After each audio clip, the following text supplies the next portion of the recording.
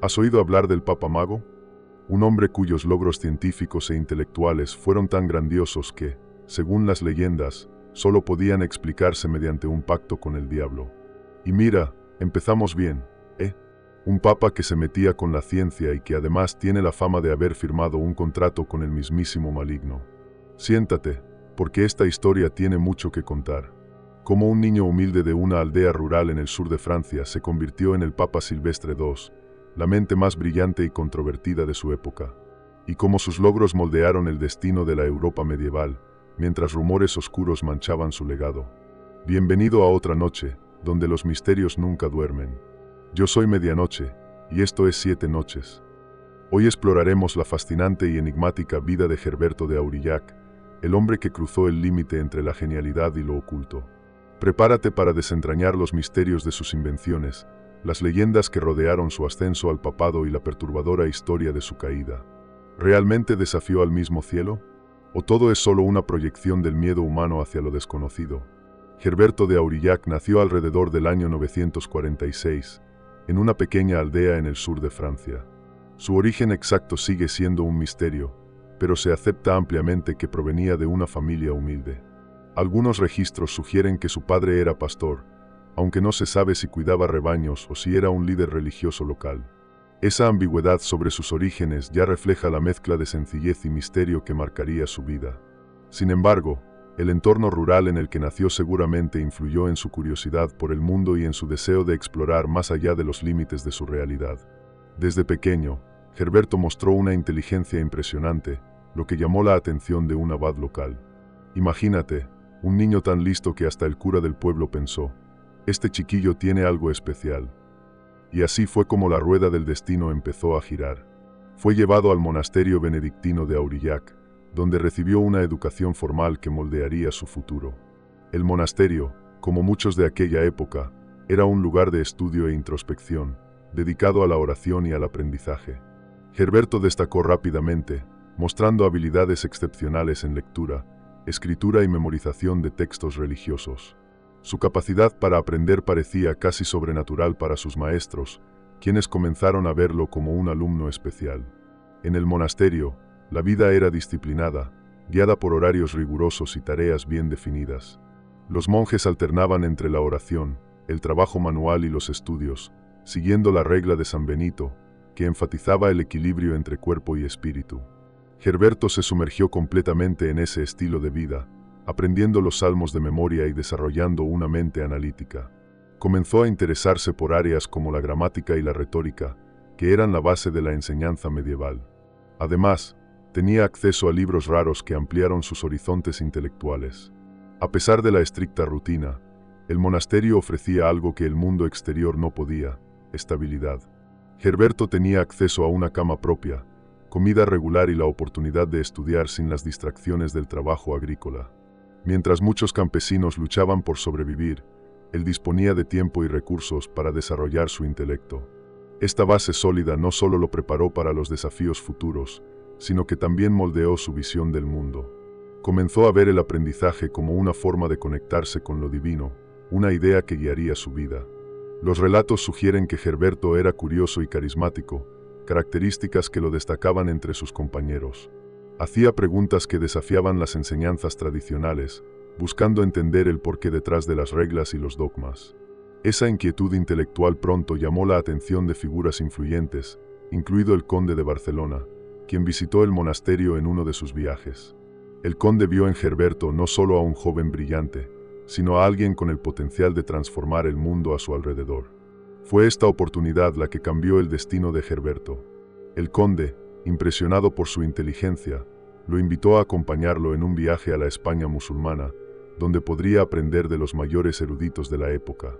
Esa decisión marcó un hito en la vida de Gerberto, sacándolo del aislamiento del monasterio y lanzándolo en un viaje que lo llevaría al centro de los mayores debates intelectuales y espirituales de la Europa medieval. El viaje de Gerberto a la España musulmana fue un punto de inflexión, tanto en su vida como en la historia intelectual de Europa. La península ibérica, bajo dominio islámico, era el centro de un florecimiento cultural y científico que contrastaba fuertemente con la relativa estancación de la Europa cristiana. Ciudades como Córdoba estaban llenas de bibliotecas, escuelas y eruditos de diversas procedencias, incluidos musulmanes, judíos y cristianos.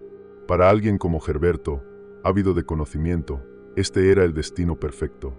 Acompañó al conde de Barcelona, quien reconoció el potencial del joven y creía que el aprendizaje acumulado en la región podría ser aprovechado para fortalecer la cristiandad. Al llegar a España, Herberto se sumergió en un mundo completamente nuevo.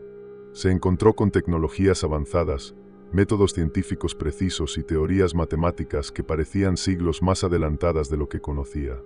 Allí aprendió sobre el ábaco, un instrumento utilizado para cálculos rápidos y eficientes, que más tarde introduciría en Europa. Además, fue en la península ibérica donde tuvo su primer contacto con el astrolabio, una herramienta que permitía medir la posición de los cuerpos celestes, algo revolucionario para los estándares europeos. Estos descubrimientos no solo ampliaron su mente, sino que también reforzaron su creencia de que el conocimiento era un puente hacia lo divino. Los textos que Herberto encontró en España también fueron fundamentales para su desarrollo. La cultura islámica había preservado y expandido las obras de Aristóteles, Ptolomeo y otros pensadores clásicos. Estudió geometría, astronomía y música, áreas que formarían parte del currículo que desarrollaría más tarde. Estas disciplinas eran vistas como formas de entender las leyes del universo, un reflejo del orden divino. Para Herberto, el aprendizaje no era solo una búsqueda intelectual, sino también espiritual, y absorbía estas ideas con entusiasmo. Sin embargo, esa exposición a culturas y conocimientos diferentes no era vista de forma positiva por todos. Muchos cristianos europeos desconfiaban de todo lo relacionado con el mundo islámico, considerándolo herético o peligroso. Herberto, al llevar estas ideas al norte, enfrentaría críticas y acusaciones de magia negra.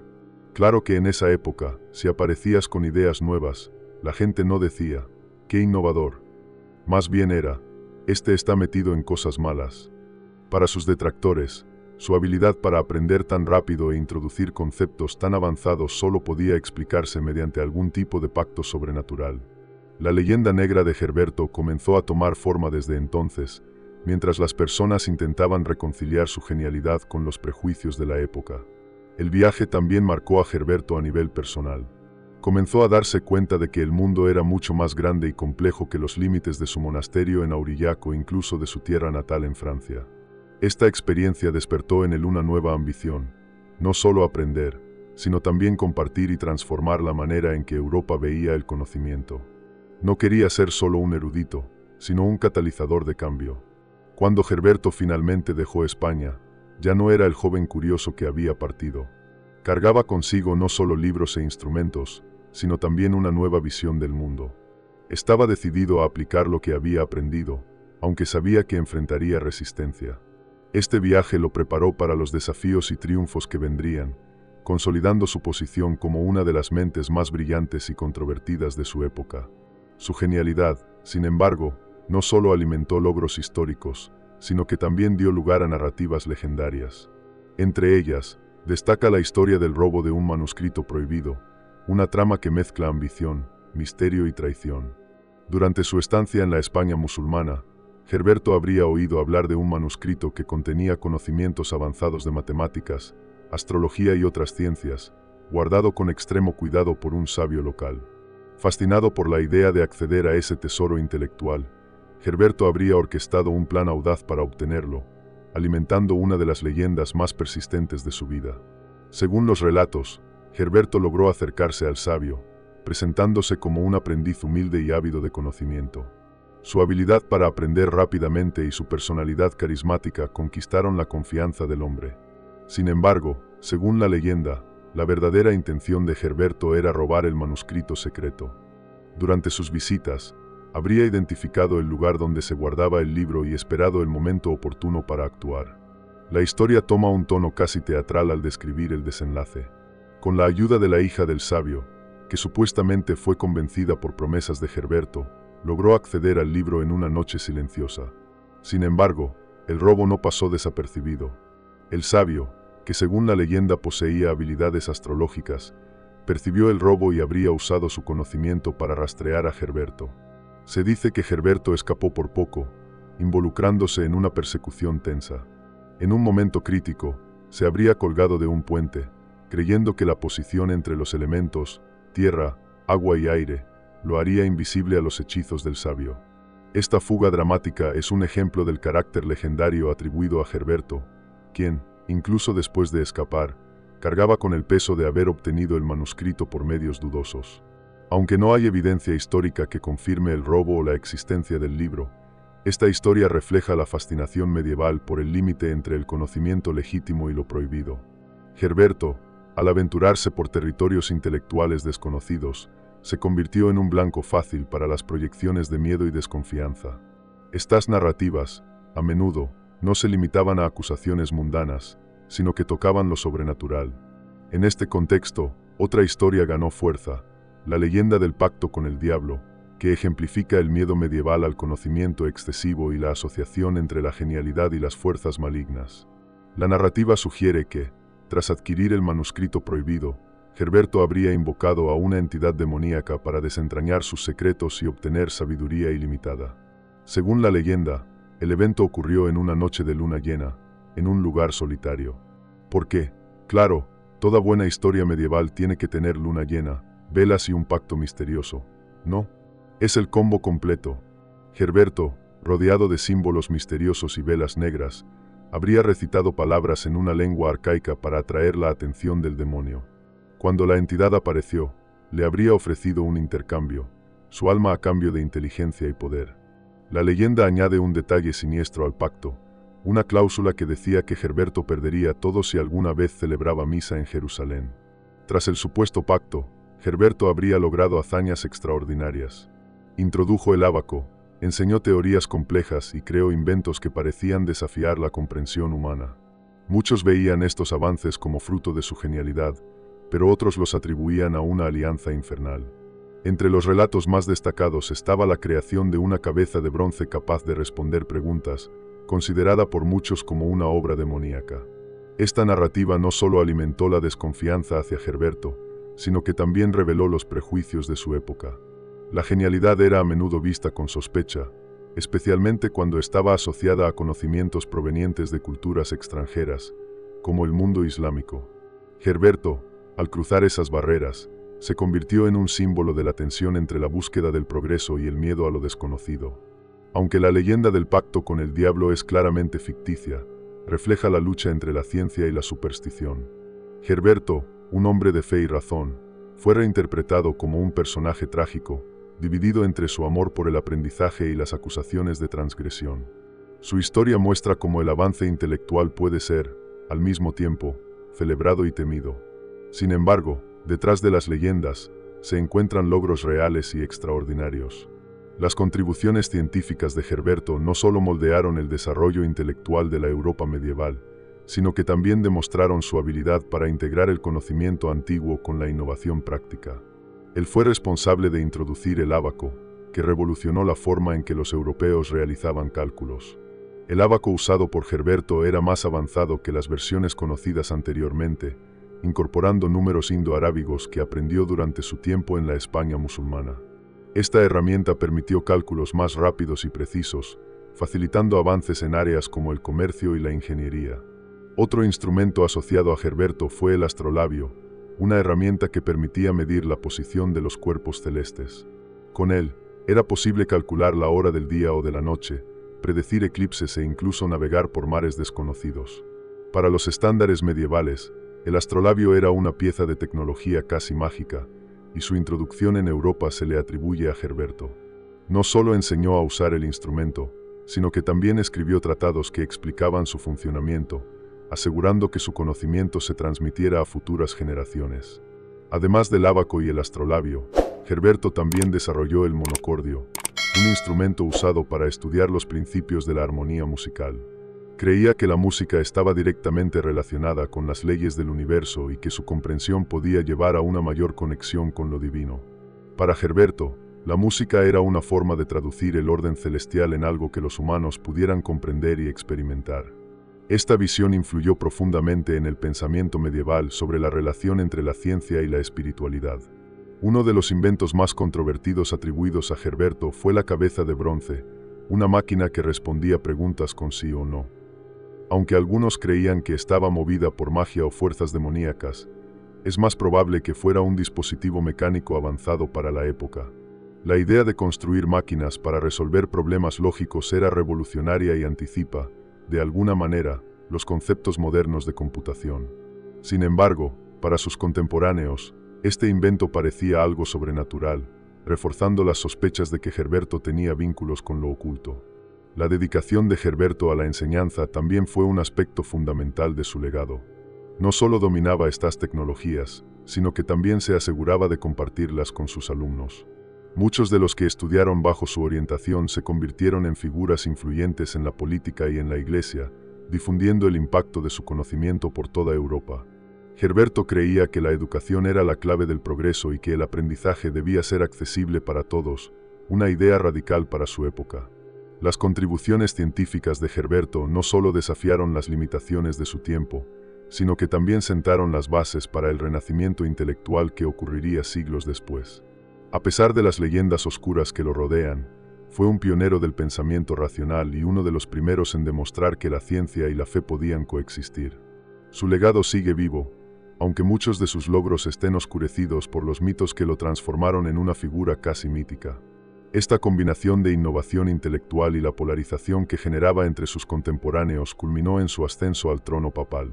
Su trayectoria hasta el papado fue tan impresionante como controvertida, marcando un nuevo capítulo en su relación con el poder y la historia.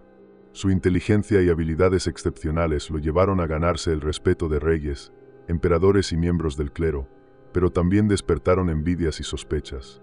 Se convirtió en una figura prominente en cortes y monasterios, enseñando a futuros líderes y construyendo una red de aliados influyentes. La relación más importante que cultivó fue con el emperador Otón III, quien sería el responsable de elevarlo al papado.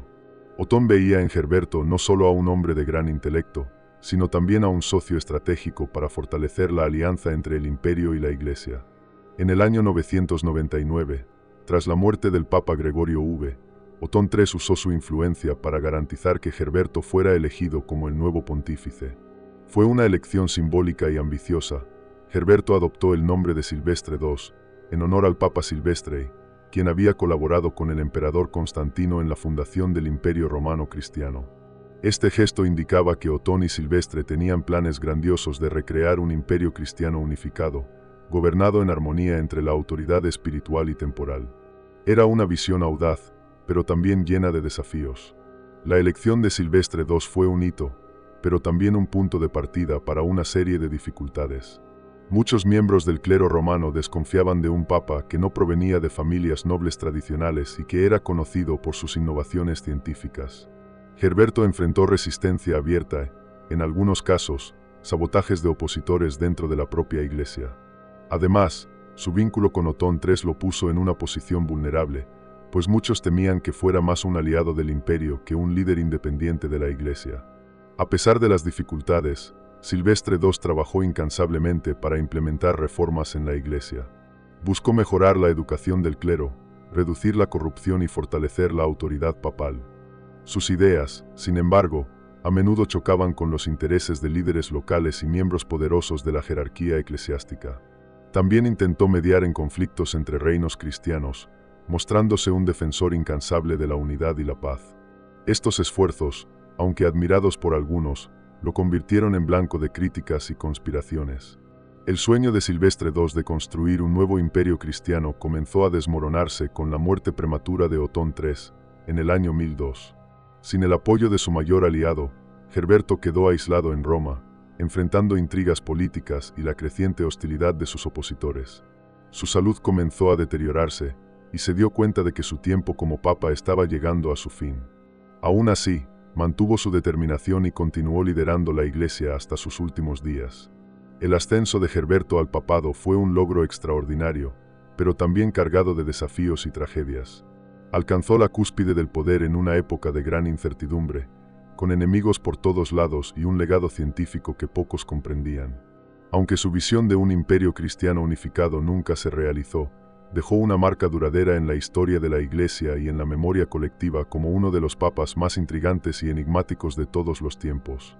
Entre las leyendas asociadas a Silvestre II, la cláusula diabólica es una de las más intrigantes.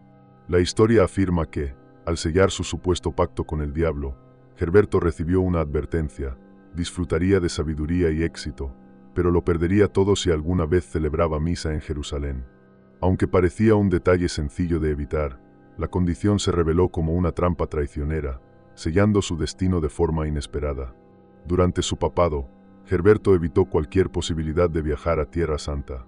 Sin embargo, la leyenda sugiere que el destino lo engañó de manera cruel. En Roma, había una iglesia llamada Santa Croce in Jerusalemme, dedicada a las reliquias de la cruz y considerada un símbolo de la ciudad sagrada. Al celebrar una misa en ese lugar, Gerberto habría quebrantado inadvertidamente la cláusula de su pacto. La narrativa popular describe este momento con detalles dramáticos. Durante la ceremonia, Gerberto habría percibido repentinamente dónde estaba y el error fatal que había cometido. Algunas versiones afirman que cayó gravemente enfermo justo después de la misa, mientras que otras sugieren que figuras demoníacas aparecieron para reclamar su alma. La asociación entre este evento y su muerte repentina alimentó las sospechas y consolidó su reputación como el Papa Mago. Aunque esta historia es evidentemente ficticia, ilustra cómo el miedo medieval moldeaba la percepción de figuras innovadoras.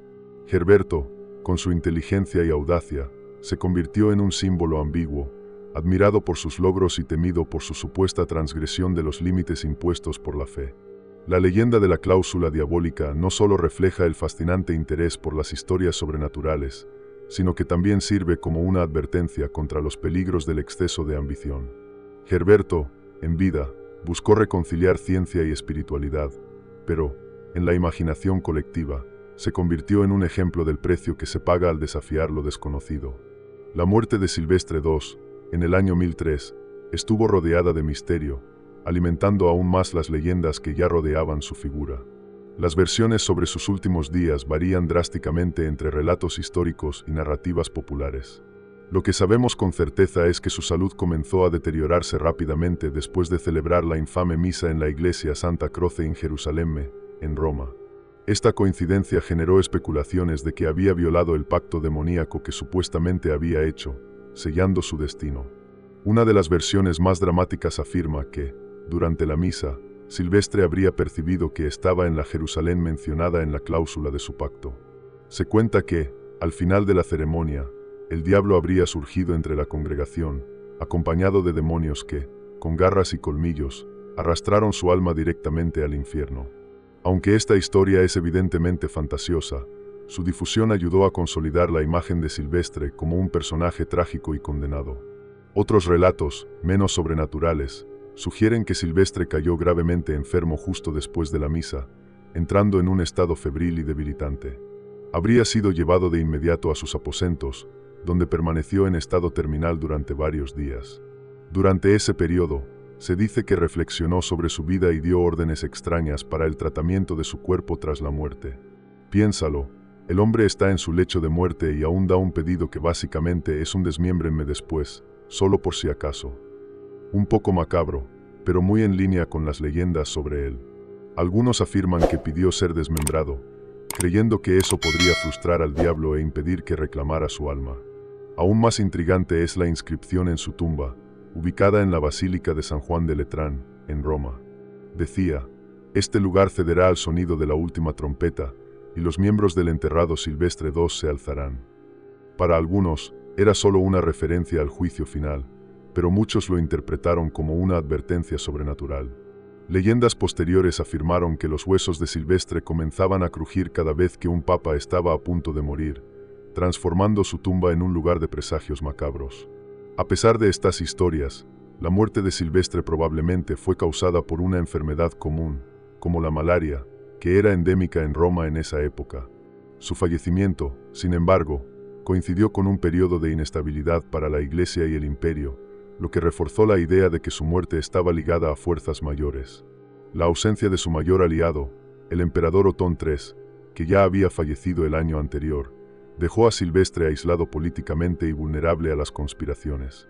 La muerte de Silvestre II marcó el fin de una vida llena de logros extraordinarios y controversias duraderas. Para sus admiradores, fue un hombre de ciencia y fe, que intentó llevar luz a una época de oscuridad. Para sus detractores, era un nigromante, alguien que se atrevió a desafiar a Dios.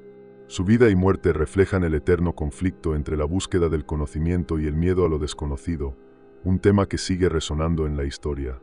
El legado de Silvestre II es una mezcla de hechos y mitos que se entrelazan para formar una figura casi mítica. Es ese tipo de historia en la que no sabes dónde termina la verdad y comienza la exageración. Pero es precisamente eso lo que la hace aún más fascinante.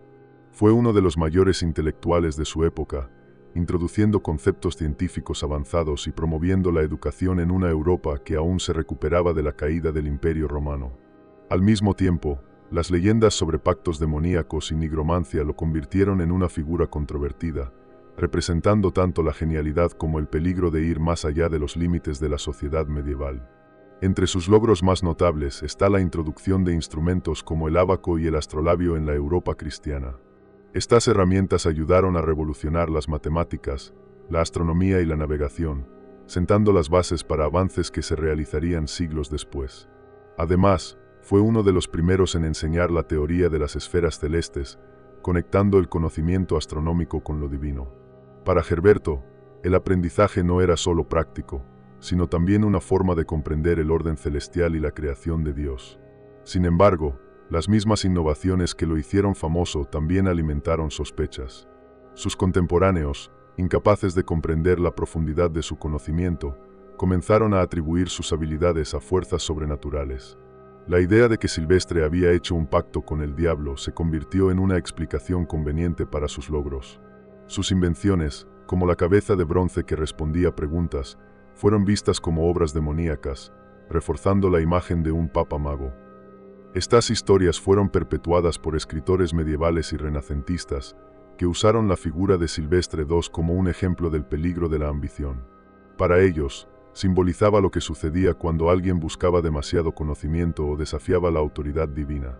Esta visión negativa fue ampliamente explorada por reformadores religiosos y críticos de la Iglesia, que veían en Silvestre un símbolo de corrupción y decadencia. Sin embargo, los historiadores modernos reconocen que Silvestre II fue una de las mentes más brillantes de su época. Representa un momento en que Europa comenzó a reabrir sus puertas al aprendizaje y a las innovaciones traídas del mundo islámico.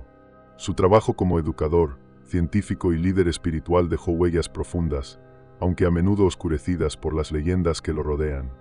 El legado de Silvestre II es un fascinante entrelazamiento de logros históricos y mitos persistentes. Como una de las mentes más brillantes de su tiempo, desempeñó un papel vital en la introducción de conocimientos científicos y tecnológicos que ayudaron a moldear el futuro de la Europa medieval, preparando el terreno para el Renacimiento. Su dedicación al aprendizaje y a la educación trascendió las limitaciones de su época, demostrando que la ciencia y la espiritualidad pueden caminar de la mano.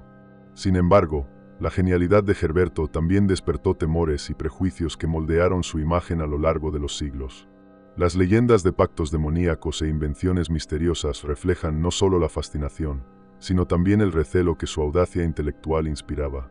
Estas narrativas, aunque ficticias, son un poderoso testimonio de la tensión entre el avance del conocimiento y los límites impuestos por la superstición y la tradición. Silvestre II permanece como un símbolo ambiguo, un visionario que desafió su tiempo y, al mismo tiempo, una figura envuelta en misterio. Su historia nos recuerda que la búsqueda del conocimiento exige valentía y resiliencia, especialmente en épocas de oscuridad. A través de sus logros y del impacto duradero de sus ideas, Herberto de Aurillac no solo dejó su huella en la historia, sino que también inspiró a generaciones a seguir el camino de la razón y el progreso, incluso frente a los desafíos más sombríos. Herberto de Aurillac, o Silvestre II, fue más que un papa o un erudito. Fue un símbolo de la ambición humana y de los peligros de desafiar los límites impuestos por la ignorancia y el miedo. Entre logros reales y leyendas oscuras, su historia nos recuerda que la búsqueda del conocimiento exige valentía, y que, a veces, quien ilumina el camino también es quien más teme las sombras a su alrededor. Esta historia es solo una pieza, y algún día, quizá veamos el rompecabezas completo. Si esto también te hizo reflexionar, suscríbete y dale like al video. Esto ayuda al canal a crecer. No olvides compartir, al fin y al cabo, más voces significan más descubrimientos. Si llegaste hasta aquí, es porque algo de este misterio te atrapó, pero apuesto a que aún no has visto todo. Haz clic en los próximos videos para seguir el viaje hacia lo desconocido. No olvides comentar, dar like y suscribirte para no perderte los próximos secretos que voy a revelar. Pero cuidado, una vez que entres, ya no hay vuelta atrás.